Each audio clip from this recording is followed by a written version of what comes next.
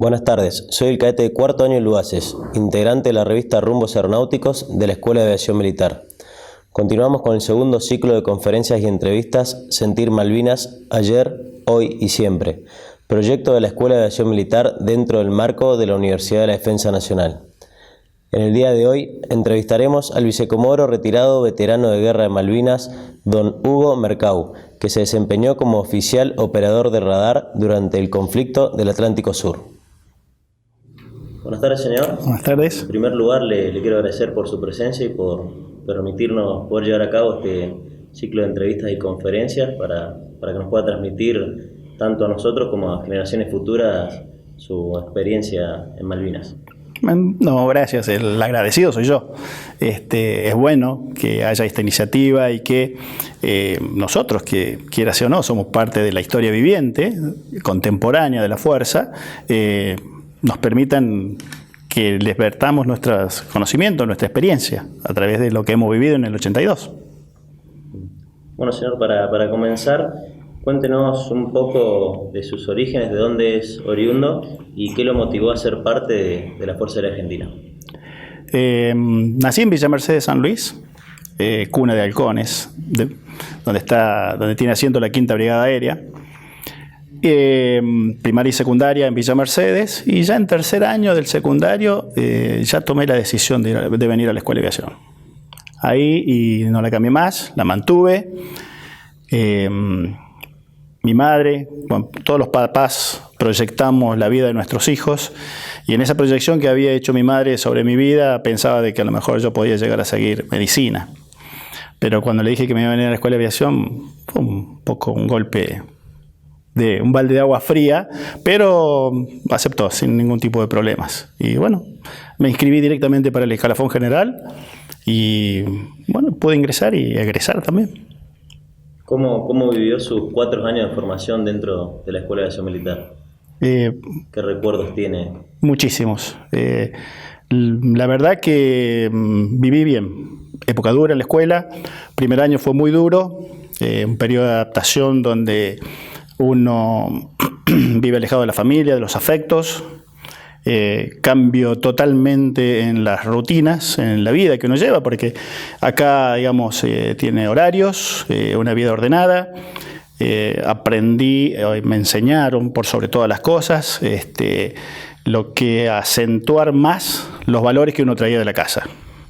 Honestidad, lealtad, espíritu de equipo y camaradería, que es lo que uno va mamando acá en la instrucción y en la educación, en la Escuela de Aviación. Y los otros días, charlando con compañeros de promoción, que nos juntamos a menudo, manifestaba de que haría totalmente igual mi vida, totalmente igual. Lo único que cambiaría es que trataría de ser piloto de caza. ¿Qué fue lo que lo llevó a elegir la especialidad de vigilancia y control aéreo?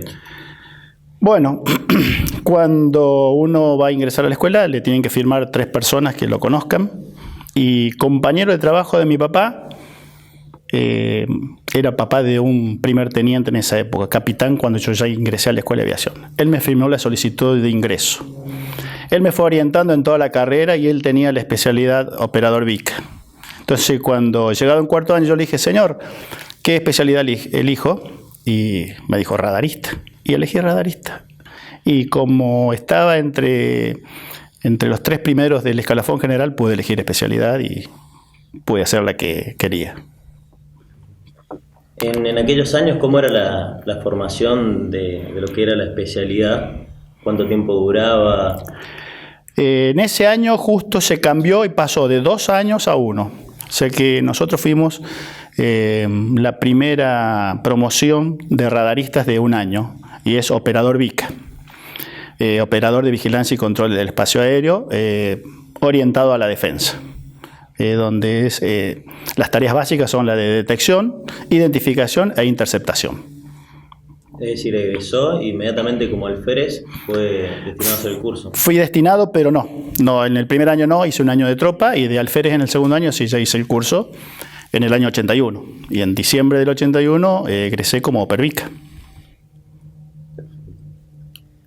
¿Tenía o tiene algún indicativo? Si es así, ¿cuál cuál es y cuál fue su historia. Y por mi color de tez no puede ser otro que negro.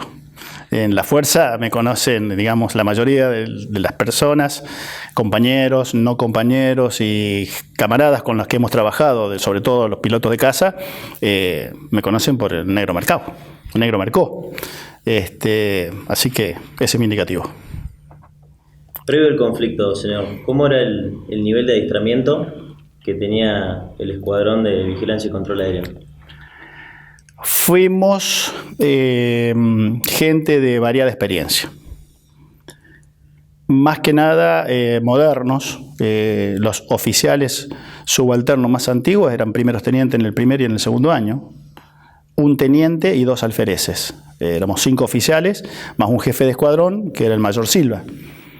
El nivel de experiencia, poca. En el caso mío y del alférez Escachi en ese momento, poca. La del teniente Sarabia, que era el que nos seguía en antigüedad, un poquito mayor. Y después había 2 primeros tenientes que tenían 3 años ya en la especialidad y otro primer teniente que había hecho el curso conmigo. ¿Recuerda cómo fue su convocatoria para el conflicto Malvinas? Sí, perfectamente. En esa semana fue una semana atípica porque los radares TPS 43 y W430 eran nuevos en la fuerza. Es más, el que llevamos nosotros a Malvinas lo estrenamos ahí en Malvinas. Había 6 radares móviles y esa semana, curiosamente, había uno desplegado en Río Gallegos y preparamos 3 más. Entonces, ese hecho de preparar 3 radares así, en manera rápida, era un hecho inusual, no era común. Entonces, después el único que sabía a dónde íbamos a ir, a qué íbamos a ir, era el jefe de escuadrón y el jefe de unidad nuestro. El resto del personal nadie sabía dónde íbamos y sí leyeron las listas de las personas que estábamos alerta a 6 horas, a 12 y a 24. En ese alerta de 6 estaba yo y bueno, salimos desplegados el 1 de abril a las 22 horas, ya llegamos a Palomar y también me extrañó que el radar, nos encontramos ahí con la gente de helicóptero, los Hércules estaban todos cargados. Palomar siempre fue una unidad de mucha movilidad, de mucho ruido, por pruebas de motores, por vuelos constantemente, y eso era un silencio total. Y bueno, eso me extrañó.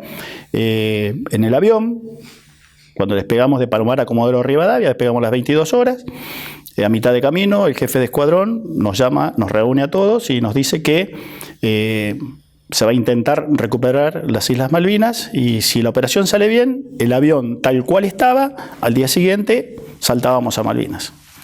Bueno, al otro día, 14 horas, desde Comodoro Rivadavia despegamos rumbo a Malvinas y a las 16 estábamos aterrizados en Puerto Argentino. ¿Recuerda cómo fue la despedida con su familia o no tuvo tiempo? No, sí, fuimos un día normal de trabajo. Como futboleros que éramos en su mayoría, nos quedamos esa tarde jugando un ratito más a fútbol.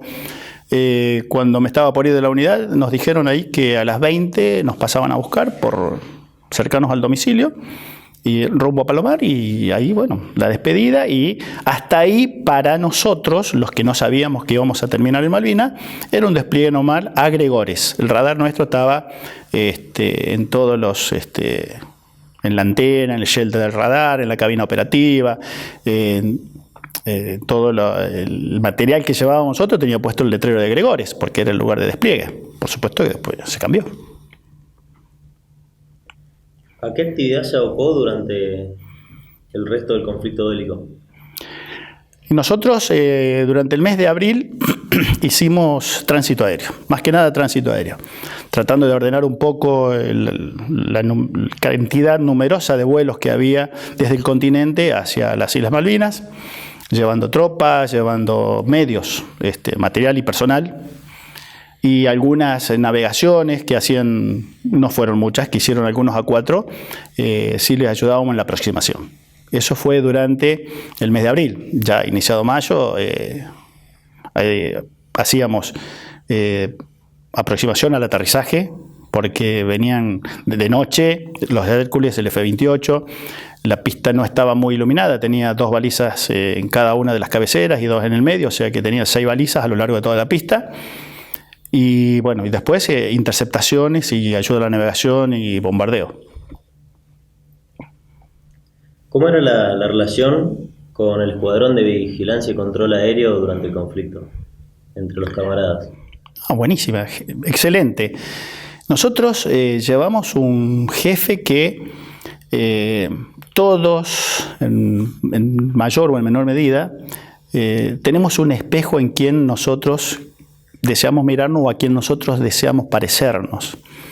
Él fue mi norte, porque me marcó mucho como persona, porque era totalmente íntegro, extremadamente leal, muy buen superior y mucho mejor camarada.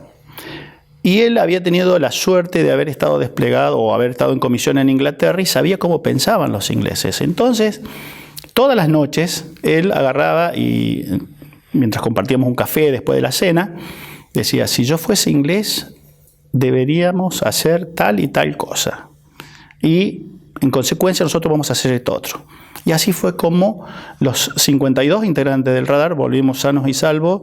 El radar se salvó a pesar de que hubo una misión de los ingleses donde nos lanzaron 2 misiles y nos pegaron a 10 metros, pero gracias a Dios todo lo podemos contar.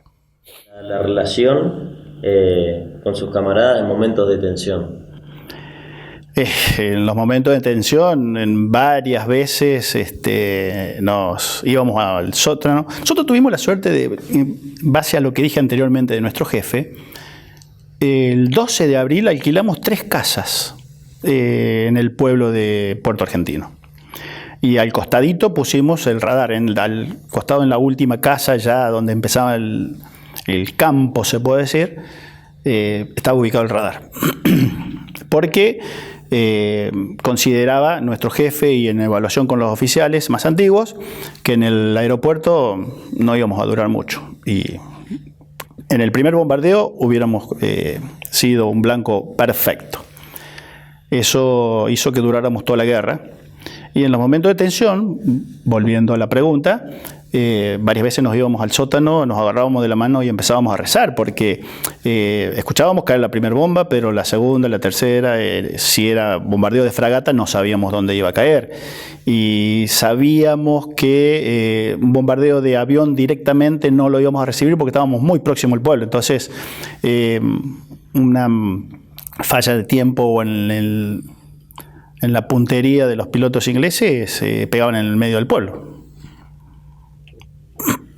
Señor, ¿cómo vivió su 1 de mayo? El 1 de mayo, un poco inconsciente. No teníamos experiencia de guerra. La fuimos formando a los golpes y a los bombazos. Pero yo creo que nuestra mayor tranquilidad pasaba cuando estábamos en el radar. Porque ahí estábamos metidos en las misiones que teníamos que controlar o en los aviones que teníamos que decirle que escaparan porque los estaban siguiendo los Harrier. Entonces ahí no teníamos mucho tiempo para pensar.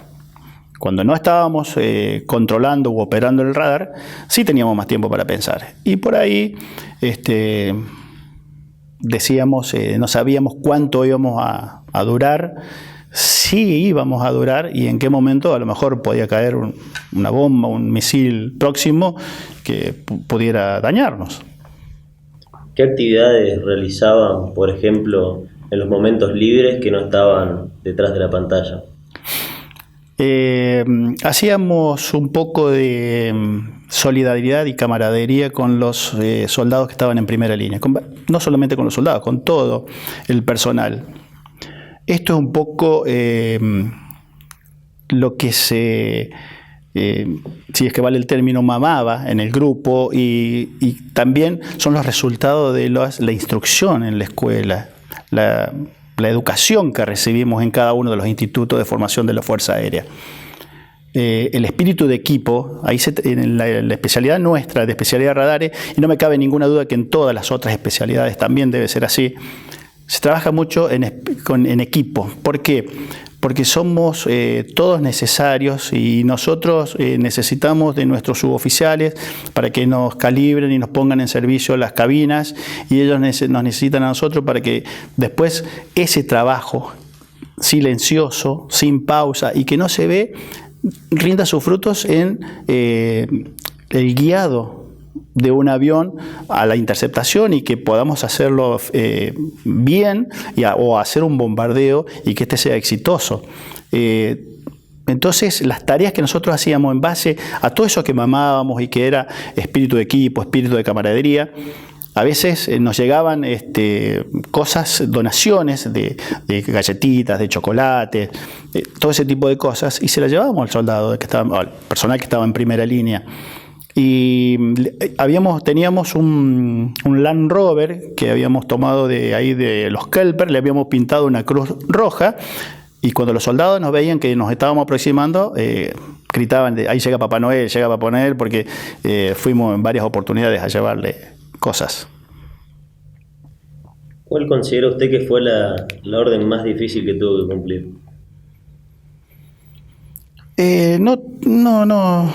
No me acuerdo una en particular, sí me acuerdo un hecho en particular. Cuando estaba en cuarto año, estaba de encargado de sección, de la segunda sección de la tercera compañía, y nuestro jefe de compañía era el capitán Casado. Capitán Casado, al mediodía, un día, me dice: suboficial, vamos a pasar revista de sección. Sí, señor, le dije, empezamos, y entramos a la sección, y me dijo: está sancionado. Y cuando llegué al baño, de todas las novedades que había, tenía como 25 días de arresto. Y dije: chao, no salgo franco más, me voy a quedar a vivir acá adentro. Y bueno, y uno mentalmente expresa su enojo, su rabieta, el hecho de no salir franco. Y bueno, en esa rabieta uno piensa cualquier cosa. Pasados los años, me toca controlar la última misión de la Fuerza Aérea, que son 2 Canberra. Y bueno, aparecen en la pantalla, los veo por 2 o 3 vueltas, suficiente como para sacar el rumbo que traían. Yo sabía cuál era el objetivo, que era el bombardeo en Montequén. Lo seguí navegando a la estima, les ordené viraje y les di el top de bombardeo cuando consideré que estaban sobre Montequén. La misión fue un éxito, y de los 2 aviones salió uno.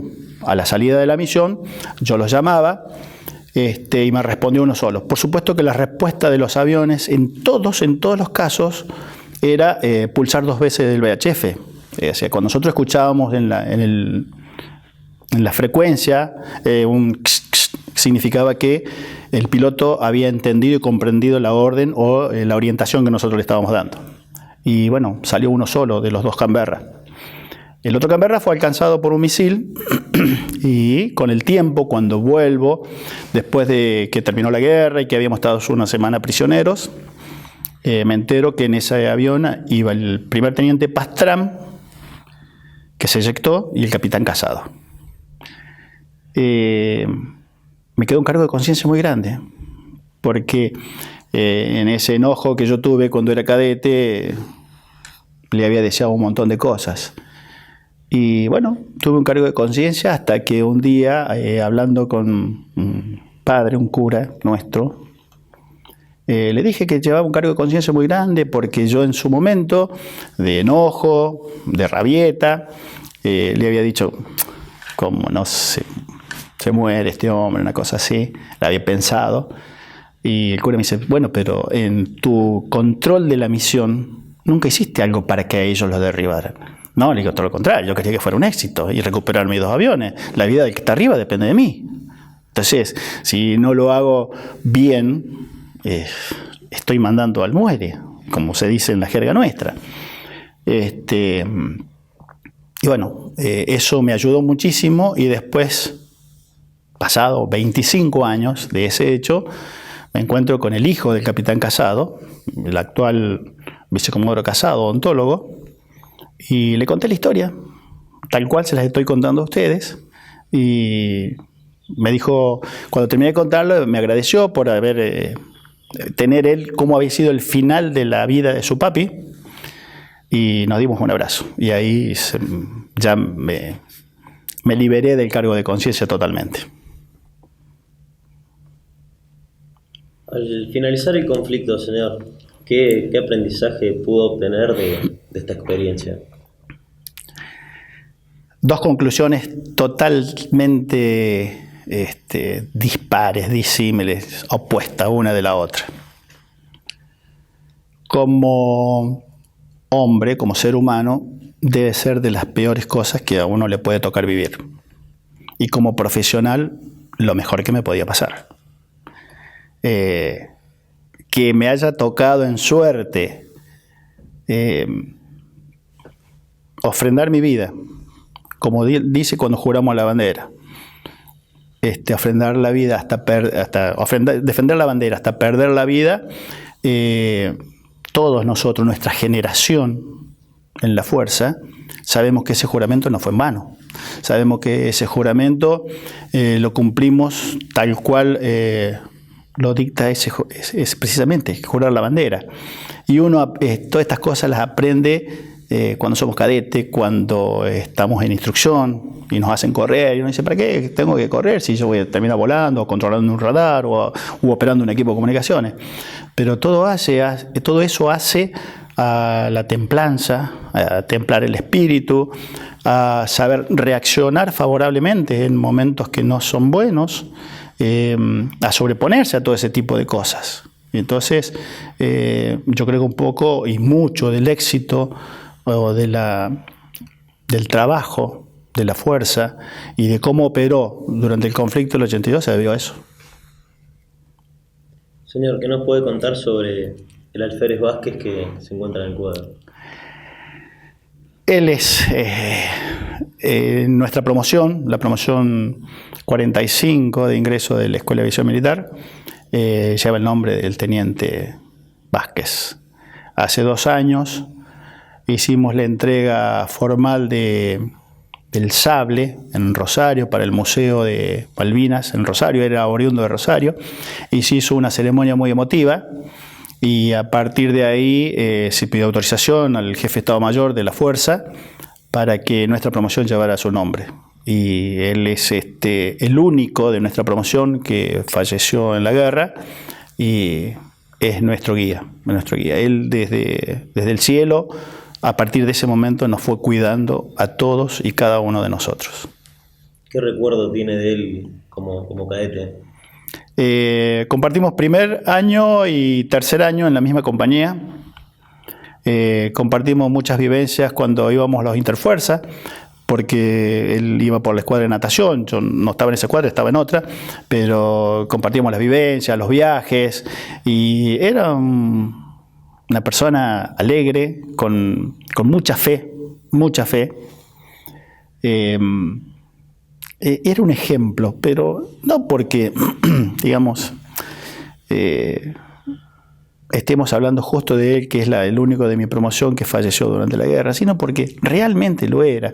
Él, después de una misión donde fueron 4 a 4 de su escuadrilla y volvió él solo, todo el mundo pensó que iba a estar muy, muy bajoneado, que no le iba a permitir volar. Y cuando le preguntaron los jefes, después del interrogatorio de inteligencia de rigor, qué quería hacer, él naturalmente, por supuesto, sufrió por la pérdida de sus camaradas que habían ido con él y no volvieron, pero pidió descansar para estar listo para la próxima misión. Y eso habla de la entereza y de lo que yo manifestaba recién. Cuando juramos defender nuestra bandera hasta perder la vida, va en esos pequeños grandes actos.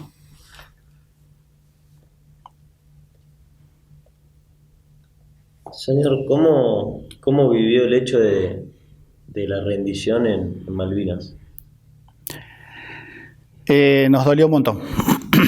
Nos dolió mucho, sufrimos mucho, porque tanto esfuerzo en vano.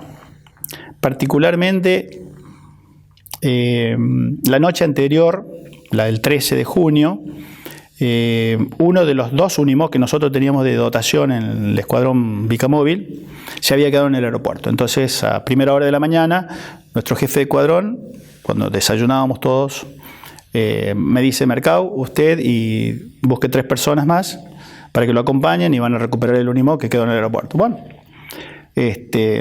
me reuní con el cabo primero Weiss y 2 soldados y les dije, vamos a ir a la posición radar a buscar un tambor de combustible.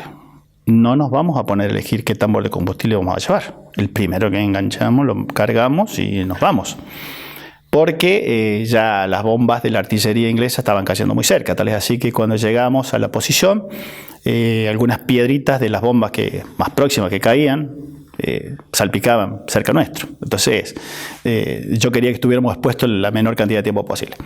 Cargamos el tambor, nos fuimos al aeropuerto, entre la ida, la venida, la puesta en marcha y lograr que se pusiera, cargar el combustible y poner en marcha el Unimog, deben haber pasado tranquilamente 2 horas.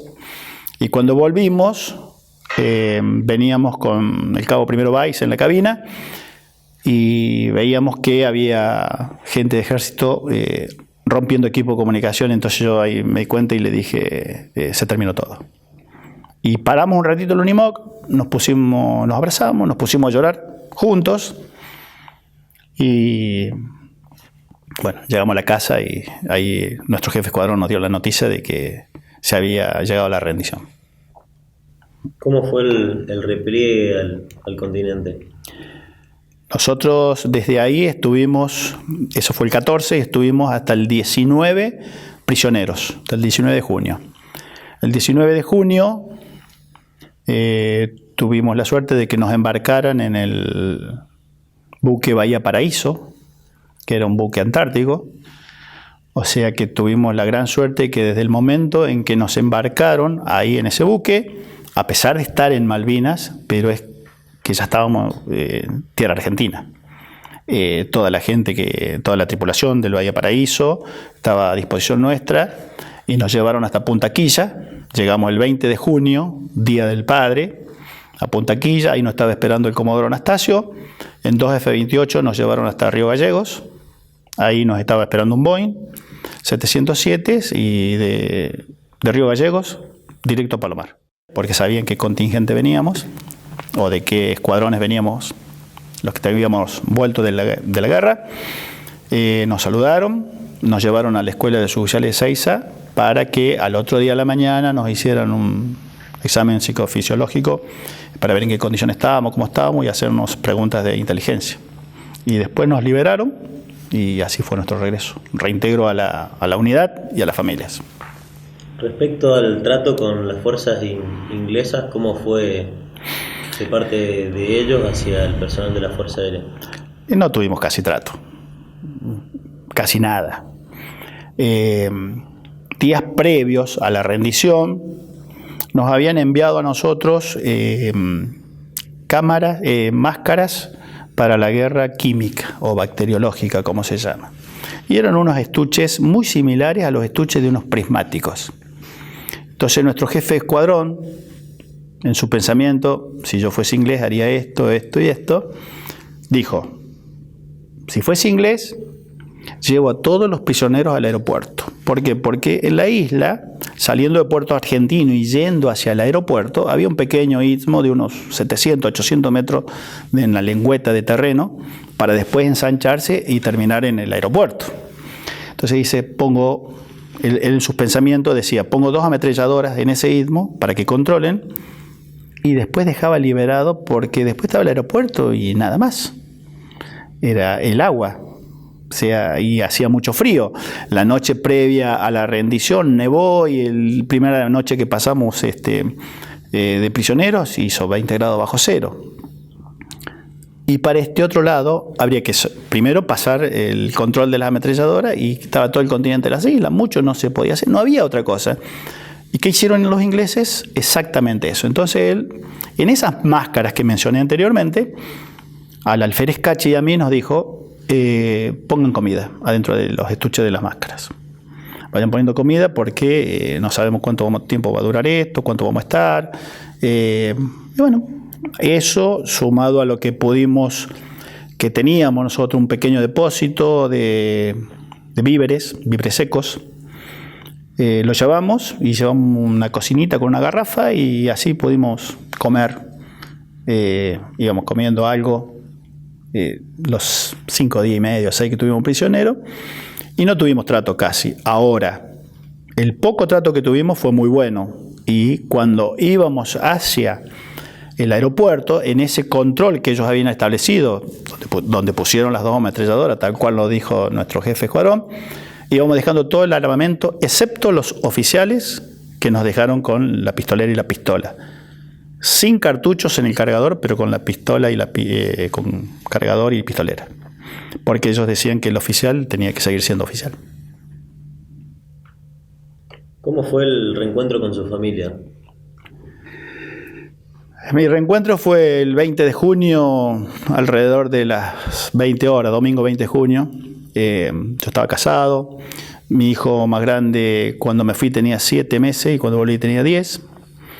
3 meses sin cortarme el cabello, o sea que lo tenía bastante largo. Cuando lo alcé, que lo vi, que entraron ahí en el casino de oficiales de la escuela de suboficiales Ezeiza, se largó a llorar. Se largó a llorar porque medio que no, me desconoció directamente. Bueno, eso. Y ahí entró mi mamá y mi señora y nos abrazamos y ellas lloraban. Y yo no entendía mucho por qué lloraban. Cuando llegamos a Río Gallego también, esa mañana, nos encontramos con los radaristas que estaban desplegados en Río Gallego y cuando nos arrimamos con el alférez Cachi, nos abrazaban y lloraban y yo tampoco entendía mucho por qué lloraban. Yo digo, lloran de alegría porque nos están viendo o sus sentimientos pasan porque perdimos la guerra. Y bueno, era un poco las dos cosas. ¿Pudo tener contacto con su familia? Sí, constantemente. Nuestro jefe hacía que había una central de comunicaciones y nuestro jefe hacía que por lo menos una vez por semana habláramos por teléfono con nuestra familia. O sea que el contacto fue durante toda la guerra, excepto, digamos, cuando la última semanita que fue el desenlace de la guerra, entonces el bombardeo era continuo y no había tiempo, ni tratábamos de estar expuestos el menor tiempo posible. Y bueno, mientras estuvimos prisioneros. Después, el resto de los 80 días que estuvimos allá, ¿no? Todas las semanas. ¿Cómo se vivió el día a día en las unidades luego del conflicto? Hubo... al principio no sé si se había tomado realmente conciencia de lo que habíamos vivido. Después sí, de a poco fuimos, nos fueron preguntando, los que habían quedado en el continente, nos fueron preguntando cómo había sido nuestra vivencia, qué experiencia nos había arrojado. Se hacían reuniones de especialidades y después la fuerza empezó a hacer algo que a mí me gustó en su época, me gustó. En el año 83 hicieron el primer ejercicio aire-aire de aviones de distintas performances. Primero 1 contra 1, en el 85 2 contra 1 y en el 86 2 contra 2. Y eso nos fue arrojando enseñanzas a todos, al piloto y a nosotros. Los pilotos, para terminar de ver, de estudiar y de experimentar las bondades y debilidades que tenían su sistema de armas. Y nosotros también, para ver también lo mismo y para ver hasta qué grado podíamos guiar o ayudar al piloto a lograr una posición favorable o a guiarlo en una misión para que esta también fuera netamente favorable. Para finalizar, señor, ¿qué consejo le daría a las nuevas generaciones de oficiales? Que todo lo que aprendan acá en la Escuela de Aviación, absolutamente todo, lo van a usar, lo van a utilizar, y aunque en este momento, como a mí en su momento y a nosotros, nos parecieron que estaban de más, uno después cuando hace el raconto dice, esto lo aprendimos y me hacía falta. En mayor o en menor medida, pero nos hacía falta. Y deben aprovechar bien todo lo que los instructores le van manifestando y las experiencias que le van contando, y después preguntar, investigar, indagar en todo aquello que tuvimos la suerte de estar en Malvinas. Todavía hay muchísimos que estamos vivos y que estamos dispuestos a volcar nuestra experiencia en las cosas profesionales y no tan profesionales, las cosas humanas. Yo creo que esto que están haciendo ustedes es un muy buen síntoma para que este sea el puntapié inicial y tenga un efecto multiplicador en la experiencia y en la sabiduría y en lo que quieran ustedes aprender y a investigar y preguntar. Bueno, muchas gracias, señor, por poder brindarnos su experiencia. Para mí es un honor muy grande, un orgullo tener la oportunidad de entrevistarlo y saber que hubo gente como usted que fue dispuesta a dar todo por la patria. Gracias. Parecería que es un cumplido, pero yo creo que el honor es para nosotros. Que las generaciones jóvenes que todavía están estudiando, se están capacitando y que se van nutriendo de lo que nosotros les vamos contando, de las experiencias que vamos teniendo, sean pilotos, sean de comunicaciones, radaristas, paracaidistas, les vayamos manifestando para que ustedes aprovechen, saquen lo que les sirva de nuestras experiencias y desechen lo que no. En toda experiencia hay cosas buenas y cosas malas. Y en todo sistema de arma hay bondades y deficiencias. Sepamos aprovechar cada una de ellas y para conocer las limitaciones que vamos a tener en un momento de máxima exigencia. Muchas gracias, señor. No, por favor.